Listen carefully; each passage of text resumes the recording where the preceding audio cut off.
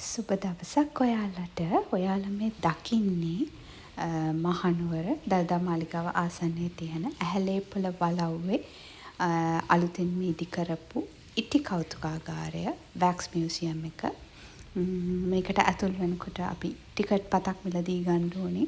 වැඩිහිටියන්ට රුපියල් 400ක්, පුංචි දරුවන්ට රුපියල් 300කත් ටිකට් පතක් මිලදී අරගෙන මේකට ඇතුල් වුණාම බලන්න දේවල් ගොඩාක් තියෙනවා.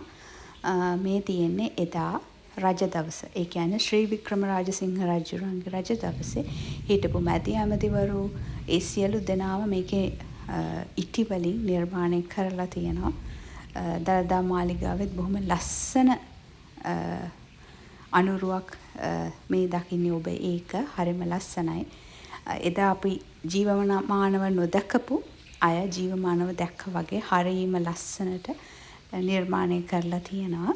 ඉතින් ඔයාලා කවුරු හරි ආසාවෙන් ඉන්නවනම් ගිහිල්ලා බලන්න. ඇත්තටම එකින් එකට හැම විස්තරයක්ම හැම තොරතුරක්ම මේකේ සඳහන් කරලා තියෙනවා.